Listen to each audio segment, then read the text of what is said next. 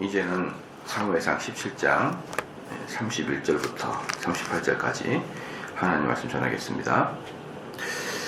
31절에 보니까 혹이 다윗의 한 말을 듣고 그것을 사울에게 고하였으므로 사울이 다윗을 부른지라. 그러니까 위에서 이제 했던 이야기까지는 아직까지 다윗은 아직 사울을 보지는 않았었다. 아직 보지는 못한 상태였다. 그냥 그 백성들 사이에서 다윗이 왔고 그 다윗이 백성 사이에서 이야기를 했다는 것을 알 수가 있죠. 32절에 다윗이 사울에게 고하되 그를 인하여 사람이 낙담하지 말 것이라. 32절에 보니까 31절과 32절 사이에 사울과 다윗은 서로 아는 사이인데 아는 책 같은 거 안 하죠. 그죠? 아는 책 같은 거 안 한다. 31절과 32절 사이에 원래 다윗은 사울의 옆에서 수금 맡은 자였잖아요. 그리고 병기를 든 자였지 않습니까? 그런데 와서 자기가 전쟁에서 참여하겠다라고 떠드는 사람이 있어가지고 그 사람을 보내려고 그랬습니다. 얼마나 사울의 입장에서는 안심이 되고 구원투수와 같은 존재가 되겠습니까? 그래서 그럼 그 사람 빨리 데려와라 그랬더니 자기랑 아는 사람이에요. 수금을 타고 자기의 병기를 든 자다 이 말이다. 그런데 여기 보니까 너가 다윗이 웬일이냐 이런 말이 없고 그냥 다윗이 사울에게 고하되 이렇게 나와 있거든요. 여기서 보면 알 수 있는 게 뭐냐면 성경에는 일상적인 것은 성경에는 올리지 않아요. 그게 성경의 66권이 지면이 한도가 있는데 중요하지 않는 내용들을 올릴 이유가 없죠. 그러니까 일상적인 얘기, 예수님께서 아침을 식사 드셨다 이런 얘기는 안 나와요. 그러니까 예수님께서 혼인잔치에서 식사하셨다 이런 건 중요한 거예요. 일상적인 것은 나오지가 않습니다. 예수님께서는 사람들과 같이 인사를 나눴다, 아침에 늦잠을 주무셨다 이런 일상적인 것은 성경에는 전혀 관심이 없습니다. 성경에 관심이 없고, 그래서 성경에 나와 있는 작은 것이라도 하나하나는 전부 다 구원과 연관되어 있는 문제들이라는 것을 여러분이 아셔야 되는 것이죠. 그래서 다윗이 사울에게 고하되 그를 인하여 사람이 낙담하지 말 것이라. 주의 종이 가서 블레셋 사람과 싸우리라. 지금 여기서 사울은 정말 마음이 완전히 지금 깨져 있는 상태죠. 깨져 있고 불안하고 이제 그런 상태인데 다윗이 사울한테 가가지고 염려하지 마십시오. 제가 가서 그 블레셋 사람 그 사람을 싸우겠습니다. 이건 뭐랑 똑같냐 그러면 주객이 전도된 거예요. 원래 누가 불안해하고요? 백성이 불안해하고 누가 위로를 줘야 됩니까? 왕이 위로를 줘야 되죠. 너희들 걱정하지 마라. 내가 왔으니 불안당 같은 녀석들은 내가 다쳐 죽이겠다. 이렇게 해서 왕이 백성들한테 위로를 주고 소망을 주고 구원자가 돼야 되는데 이것은 어떻게 된 것인지 왕한테 소년이 가가지고 왕이여 걱정하지 마소서 내가 다 처리하겠습니다. 그러니까 벌써 여기서 뭡니까? 그 드라마라고 말하면 독백이라고 할 수 있죠. 참 앞으로 미래가 어떻게 될 건지 정말 우리에게 안심을 줄 사람은 누구다? 다윗이라는 거예요. 우리가 정말 안심을 줄 사람은 다윗밖에 없다. 이것을 독백처럼 보여주고 있고 이미 사울은 왕의 권위를 다 잃어버리고 있다라는 것을 볼 수가 있는 것입니다.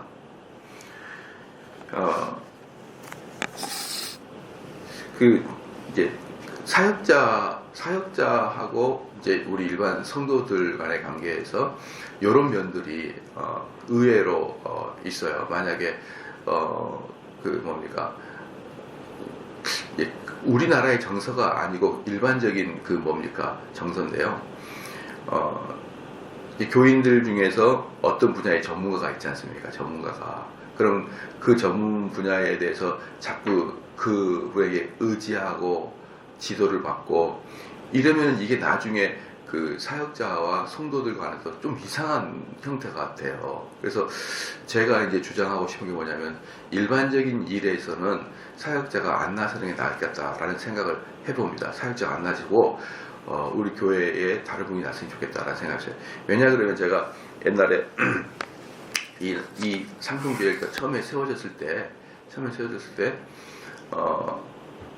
이 지역에 이제 종교인들 모임이 있었어요. 그 종교인들 모임은 처음에 이 삼송리에 와가지고 종교부지를 받은 사람들이 힘을 합쳐서 좀 불이익을 당한 것에 대해서 우리가 여기 뭡니까 그 시장에게 찾아가 가지고 불이익을 당한 것에 대해서 시정을 시키려고 하는 모임으로 만들어진 게 처음에 종교인 회의였었거든요.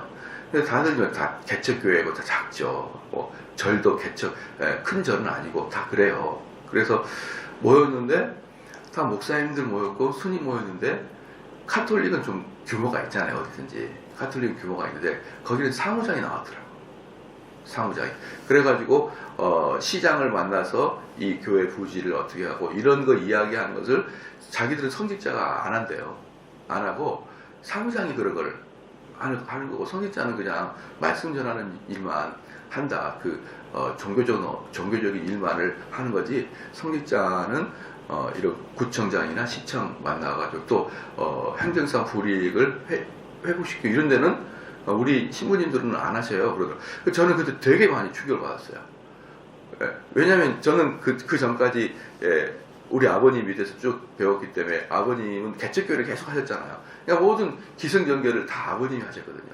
누구 만나고 구청 만나고 이런 행정적인 문제. 그러니까 저는 당연히 그것은 목사가 해야 된다고 생각을 했는데 신부가 하는 걸 딱 보니까 저게 맞는 것 같다라는 생각을 했어요. 그래서 저는 그때부터는 행정적인 일은 목사가 하면은 안 되겠다라는 생각했고, 그리고 그게 옳은 것 같아요. 왜냐 그러면 자꾸 이제 이런 식으로 행정적인 일도 누군가에게 도움을 계속 받고, 또 어떤 분야에서 행정적인 분야에서 저희가 전문가가 아니까 계속 지도를 받아야 되잖아요.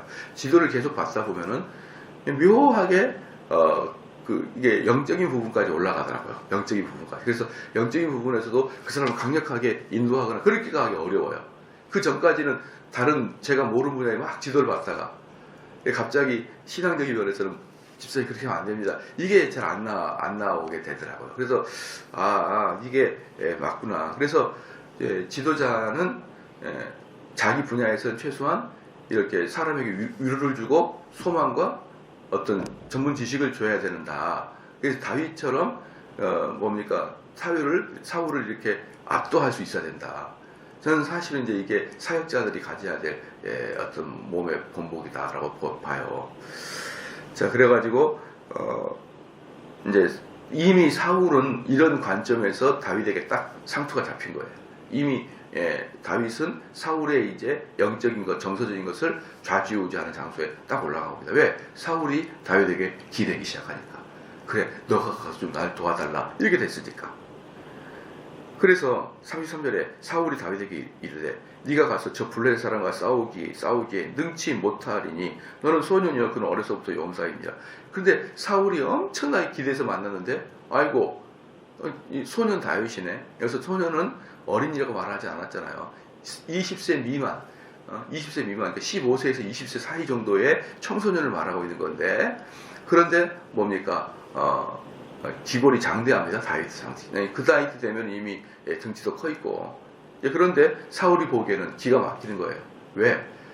다윗이 뭐 자기 밑에 있었고 칼을 잘 쓴다고 좀 해도 단 한 번도 전쟁을 경험하지 못한 아직 청소년이거든요. 아니 너가 어떻게 저 백전노장 어려서부터 저 블레셋 사람과 싸우겠냐? 어려서부터 뭡니까? 어려서부터 아주 용사였던 저를 어떻게 싸우겠냐 이 말이에요. 그러니까 다윗이 사울에게 고할 때 주의 종이 아비의 양을 칠 때에 사자나 곰이 와서 양떼에서 새끼를 움키면, 그럼 이제 다윗 같은 경우가 이제 어떠냐면은 그래도 저를 보내주십시오 이렇게 아니라 정확한 근거를 대는 거예요. 근거를 왕이시여 저를 믿어주소서 이게 아니란 말이죠. 근거를 딱 댑니다. 근거를 대면 뭐냐면 어릴 때부터 사자와 곰이 양을 찾다 나오시죠. 양을 잡아올 때 자기가 양을 지켰다. 근데 어떻게 지켰냐면요, 사자나 곰이 와서 양떼에서 새끼를 움키면, 왜 이렇게 새끼를 움키게 되냐면 이스라엘은 우리 안에 가둬가지고 풀을 주는 게 아니라 방목입니다. 자연 방목. 자연 방목이니까. 그리고 다윗이 이제 이새의 집은 부자였잖아요. 근데 양이 많죠. 양이 마음대로 이렇게 그 지역 근방에서 이렇게 있으면 이때 이제 목자들이 그냥 온 정신을 써야 될 게 뭐냐면 이 사자나 곰이 와가지고 양을 잡아먹을 것인가에 대해서 아주 온통 신경을 쓰는 거예요. 그러면 이제 여기서 이제 다윗 목동이 있는데 저기 가가지고 저기에 있는 양을 딱 움켜잡아요. 움켜잡으면은 그때부터 다윗은 거기까지 뛰어갑니다. 여기서 쫓아갔다 그랬잖아요. 그러니까 양을 한 마리로 딱 잡으면은 여기서 거기까지 막 뛰어가가지고 어떻게 하냐? 35절에 내가 따라가서 그것을 치고 쫓아가게 되면 이 사자들은 물고 또 도망가거든요. 물고 도망가면 쫓아가가지고 그것을 치고 뭘로 치냐면은 목동의 지팡이로 치는 거예요. 목동의 지팡이로 치고 그 입에서 새끼를 건져내었고 그것이 일어나 나를 해하고자 하면 내가 그 수염을 잡고 그것을 쳐 죽였나이다. 여러분 골리앗이 더 셀까요? 사자가 더 셀까요? 예, 사자가 더 셀 수 있어요. 왜냐면 사자 같은 경우는요, 쓰면은 키가 거의 뭐 2m 가까이 되는 사자도 있어요. 이렇게 빡 쓰면은, 이게 다리 들어가지고 쓰면 엄청 사자가 큽니다. 생각보다. 그리고 그 이빨과 발톱은 사정없어요. 근데 엄청나게도 신기한 게, 놀라운 게, 그 사자를 목동의 지팡이로 처음에 치는 거예요. 여기를 봤을 때 분명히 다윗은 그 사자나 곰의 그 약점을 알고 있었다라고 봅니다. 약점을 알고 있었다. 그래서 그러기 때문에 곰을 친 거예요. 그러니까 그렇게 하면은 이제 사자나 곰이 가다가 양을 내려놓고 다시 이제 그 다윗에게 덤빕니다. 다윗에게 덤비면은 그때 다윗은 어떻게 했냐면은 그 수염을 잡고 그것을 쳐주겠다 그랬거든요. 근데 그 수염을 잡았던 게 뭐냐면은 이제 그 뭡니까? 그 수염을 잡았다는 게 뭐냐면 꼭 이 수염을 잡았다 그 뜻은 아니고 요 수염이 있는 이 턱 그 부분 있잖아요. 요 부분을 잡았다는 거예요. 그러니까 쉽게 말하면은 헤드락을 걸었다는 거예요. 헤드락을. 이 사자나 곰의 이렇게 목을 딱 잡고 이제 거기 턱을 이렇게 들어서 이렇게 어떻게 죽였던 것 같아요. 저는 거의 삼손급이 아닌가 싶어요. 거의 이 정도 되면은 여러분 사자나 그 호랑이 목 두께가 이렇게 안 잡힙니다. 이렇게 안 잡혀요. 이게 일반인들로서는. 근데 이렇게 하면은 사자가 이렇게 하면 나가 떨어지는 겁니다. 여러분 제가 그 아르헨티나 가가지고 사자공원에 갔어요.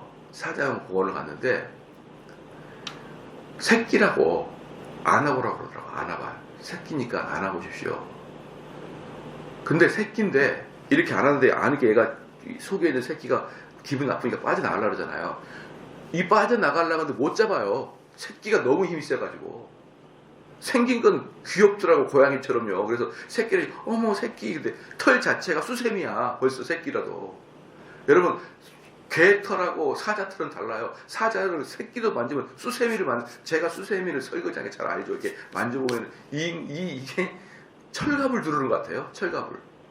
그리고 이 다리가, 새끼라도 다리가 이렇게 개나 좀 얇은 게 아니라 두툼합니다, 이게. 이 새끼를 잡았는데, 어이구야, 이건 못 잡아요. 그 어른도 이렇게 잘 못 잡아요. 근데, 사자 어미를 이렇게 잡는다? 해설을 건다? 그것도 턱을 들어가지고, 이렇게 수염을 들어가지고 얘를 죽인다? 성경이 아니면 드라마예요. 소설입니다. 성경이 아니면. 성경이 진리라고 하니까 진리인 것이 진짜예요. 그 이유가 뭐냐면 다윗은 엄청 강했다는 거예요. 엄청. 그리고 싸움에 매우 능숙해가지고 이 돌과 나무 작대기로 만들어도 사자의 급소를 찌르는 그런 그 파이터였어요. 그런 완전히 글래디에이터였어요. 글래디에이터. 다윗은. 그냥 쉽게 말하면 다윗은 내가 저 하나님의 이름을 망령되이 일컫는 저 블레셋 사람을 내가 가만히 보고 있지 못하겠으면 이런 의협심만 불탔던 게 아니고 다윗은 자기가 이길 수 있다고 생각했던 거예요. 내가 이래봬도 초원에서 곰 사자 백전노장이다. 너 같은 블레셋 사람, 야 너가 아무리 커도 여러분 사자가 뛰어온다. 야 이건 뭐 감당할 수가 없죠. 사자가 뛰어온다 감당할 수가 없죠. 우리 성도들이 사자를 직접 안 봐서 그래요. 안 봐서 못 느끼는데 제가 그때도 말씀드렸을 거예요. 아르헨티나 가면은 호랑이 사자 그 동물원이 있어요. 근데 그 동물원에 여러분 가끔 드라마 TV 보면은 사자하고 막 사람이 막 안고 껴안고 노는 거 있잖아요. 그게 진짜로 그래요. 왜 그러냐면 아기 때부터 사자를 키우면 이 사자는 나를 어미로 봐요. 근데 아르헨티나에 가니까 사자를 어릴 때부터 개랑 같이 키워요. 개랑. 그 개가 엄마야. 이 사자 아기 때부터. 그러니까 전부 다 사자가 개야, 개. 딱 언제만 사자냐면 먹을 때만 사자입니다. 먹을 때만. 그 돼지고기 이렇게 주고 닭고기 이렇게 주면은 한 방에 그냥 꿀꺽 먹어버려요. 그때는 그냥 무시무시한 사자인데 그냥 있으면은 개예요, 개. 그래서 밥 먹고 있다가도 이만한 사자가 있는데 조그만 개가 가가지고 깡깡 울면 사자 도망가요. 자기 엄마가 그러니까. 자기가 개예요. 그렇기 때문에 우리가 한 명씩 들어가가지고 개를 만질 수 있도록 이렇게 시간을 줍니다. 그때 제가 들어가서 사자를 봤는데 송아지가 더 커요. 진짜 큰 소보다는 약간 작아요. 송아지가 훨씬 크고 소보다는 약간 작아요. 와, 이렇게 크냐고 사자가. 그럼 목두께는 이만합니다. 근데 그 사자가 뛰어와서 이렇게 쓰면은 2m 가까이 돼요. 근데 그런 사자를 다윗이 헤드를 걸어가지고 죽였다. 이 도저히 설교 준비하다가 시험에 들었어요. 이거 진짜냐 이게 뭐냐 이게. 그러니까 다윗의 입장에서는 그 골리앗 정도는 내가 이길 수 있습니다. 이런 자신감이 있었던 거예요. 사자를 그렇게 죽여놨으니. 예? 정말 어마어마한, 그 다윗은 거의 뭐 삼손급이 아닌가 싶을 정도로. 그래서 아마 나중에 반란이 일어났을 때 그렇잖아요. 많은 사람들이 다윗을 향해서 그는 역전의 용사입니다. 그는 싸움꾼입니다. 많은 사람들이 다윗을 향해 그렇게 얘기합니다. 다윗이랑 함부로 붙지 마라. 걔는 완전히 싸움의 도 같은 사람입니다. 라고 말할 정도로 다윗은 젊었을 때 사자 고음으로 인해서 실제적인 파이팅을 맺었던 것입니다. 여러분 좀 이해가 되시죠? 그래서 저는 이 구절들을 보면서 뭘 많이 느끼냐 그러면 목회도 마찬가지예요. 이제 제가 말할 수 있는 게 목회밖에 없으니까 다음에 저는 이제 목사님들 후배들 만나서 이야기하면 꼭 그런 얘기를 하고 싶어요. 목회도 이겨야 된다. 자꾸 이겨야 된다. 그 이긴 게 뭐냐 그러면은 막 논쟁하는 게 이긴 게 아니라 사람도 절절하게 좀 제압을 시켜야 되고, 두 번째 교회도 부흥도 시켜야 돼요. 그런 경력이 있고 그런 경험이 있는 자가 진짜 큰 목회랍니다. 그런데 그런 경험을 못 해본 사람들은 절대로 여러분 결국 목회는 뭡니까? 하나님과 인간 사이에서 하나님의 뜻을 인간에게 전하고 그 하나님의 뜻을 실천하지 못하고자 실천하기 싫어하는 수많은 사람들을 그 말씀으로 제어하고 억누르고 이러한 일이 사실은 목회예요. 그럼 그 목회가 쉬운 일이냐고요? 안 쉬워요. 사람이라는 게 어떤 존재입니까? 철저히 부패하고 철저히 약한 존재가 사람이잖아요. 이런 사람을 제어할 수 있는 그런 훈련이 안 된 사람이 큰 교회 담임 목사가 되면 걔는 완전히 고양이 앞에 생선과 똑같은 존재가 돼버려요. 교인들이 또 얼마나 드센 사람들이 많은데요. 좀 큰 교회는. 그렇기 때문에 저는 이 교회들이 가끔 교회들이 후임 목사 뽑을 때 꼭 교수를 뽑아요. 종신대 교수나 장신대 교수나 이런 교수를 뽑아요. 정말 한심해요. 목회는 그게 아니에요. 목회는 지식으로 하는 거 아니에요. 목회는 다윗처럼 백전노장이 하는 거예요. 그 분야의 싸움에서 이기고 승리하고 자기 분야에서 열심히 해가지고 승리했던 경험이 있는 사람이 대형교회를 맡아야 되는 거예요. 근데 자꾸 한국 사회는 학력 컴플렉스가 있어가지고 서울대 나오고 좋은 신대 나오고 미국에서 박사학위 받고 이런 사람이 꼭 대형교회 담임 목사로 가는 경우인데, 여러분 그거 정말 원당치 않습니다. 목회는요 학자가 하는 게 아니라 목회는 용사가 하는 거예요. 목회가 용사가 정말 영적 투지력이 있는 사람, 다이크 같은 사람, 이런 사람들이 해야 되는데, 정말 대형교회 목사님 저게 남자냐 여자냐 꼭 중성 같아. 여러분 이를 쌓고 내 정말 웃겨가지고 넘어갑시다. 어쨌든 이 다윗을 보면은 정말 목자는 이래야 된다. 정말 목독이 이래야 된다. 그래서 누구 앞에 가서도 걱정하지 마십시오. 제가 이거 일 처리하겠습니다. 다 이런 소망을 주는 그런 사람이 돼야 된다는 것이죠. 그래서 36절에 주의 종이 사자와 곰도 쳤은즉 사시는 하나님의 군대를 모욕하는 이 할례 없는 블레셋 사람. 골리앗이라고 말도 안 해요. 다윗은 자존심이 있어 골리앗이라고 말도 안 해. 그냥 이 할례 받지 못한 이 불안다. 왜요? 저놈 어차피 내가 이름 알 리가 없다는 거야. 내가 저놈을 갖다가 그냥 짐승이 하나처럼 쳐 죽이겠다 이 말이에요. 진짜 옛날에 제가 그 아는 분이 그 뭡니까 사법고시 공부해가지고 가끔 가다가 제가 한 달에 한 번씩은 꼭 신림동 가가지고 이렇게 밥도 사주고 위로를 해준 적이 있어요. 근데 거기는 수년 동안 고시 공부하니까 사람들이 좀 이상해. 사람들이 좀 이상합니다. 다들 보면은 밥 먹으러 갔는데 약간 정신이 오락가락 되게 많아요. 총명한 사람도 있지만 15년째 신림동을 빠져나가지 못해가지고 약간 메롱되는 사람도 있어요. 이렇게 그 사람들은 이미 인생이 페인이 됐더라고요. 그럼 그 사람들이 뭐냐면 눈 몇 번 마주치면은 인사하고 친구하려고 그래요. 아이고 형씨 힘드시죠? 이러면서 친구가 되려. 이런 분들 너무 외로우니까 그냥 딱 눈 마주치면 친구가 되려고 그래요. 그 말을 그러는데 거기에서도 신림동에서 친구를 사귀면 사법고시 떨어진다. 이 속설이 있어요. 친구를 만나면 사법고시 떨어진다. 속설이 있어가지고 절대로 제가 아는 사람은 절대로 친구를 만나잖아요. 근데 거기서도 급이 있습니다. 서울대 법대로 나오면 왕자의 자리를 차지해요. 거기서도. 그 사람은 차기 사법시에 나올 사람이니까. 그러니까 이제 그 고시원에 소문이 돕니다. 저 사람은 서울대 법대, 저 사람은 고대 법대 이렇게 소문이 있어요.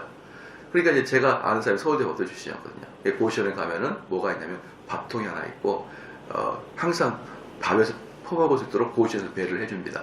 자기 냉장고에 김치만 있으면. 그래서 그 친구와 같이 밥을 먹으려고 앉아있는데 정말 묘하게 생긴 추리닝 입고 온 사람이 따오더니 아이고 형씨 아유 자주 뵙네요.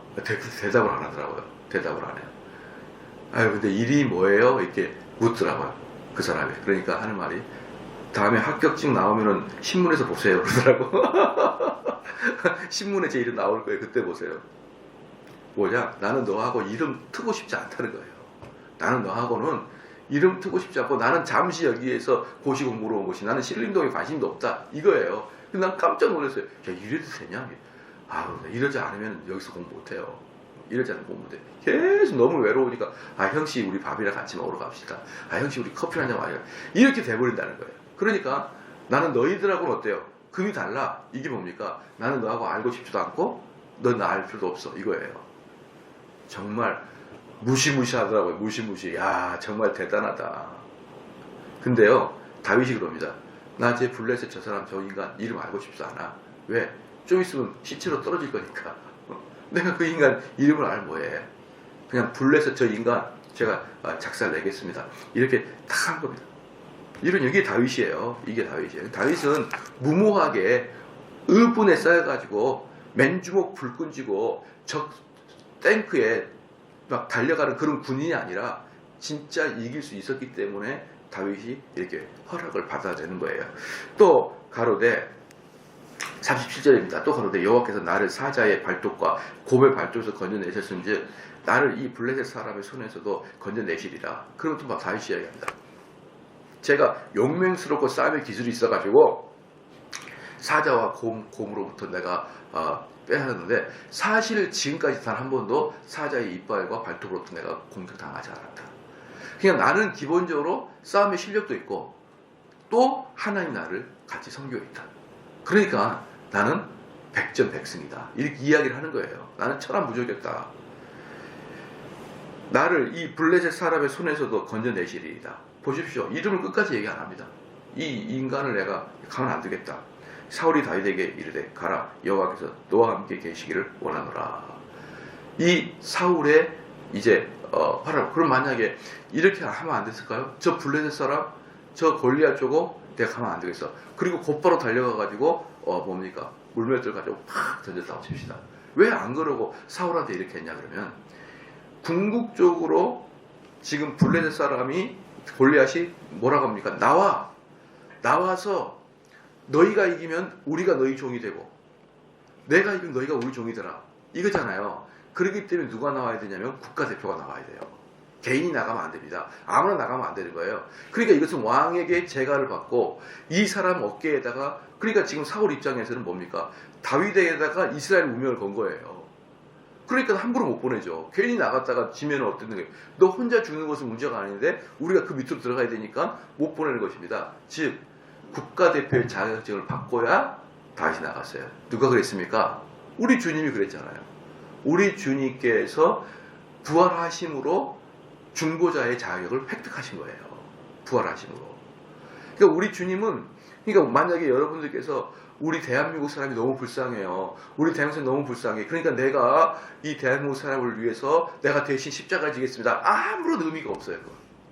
왜 예수님만 의미가 있습니까? 하나님과 언약을 맺었고, 예수야, 네가 가서 인류의 대표가 돼서 십자가를 져라. 만세전에 하나님께 예정되었고, 그 다음에 현실에서 부활하심으로 말미암아 그 주의권과 자격을 획득했기 때문에 우리 예수님은 국가대표로 나타나서 우리를 대신 죽은 거예요. 다윗이 그랬습니다.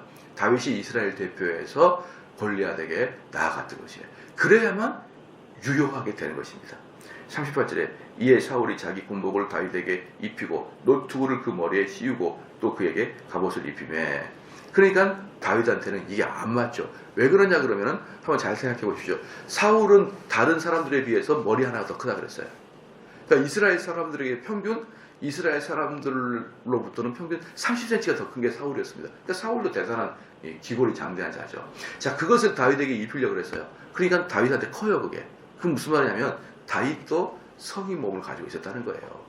그러니까 입히려고 했지. 만약에 초등학교 한 5학년 정도 그 키면 누가 입히려고 그래요.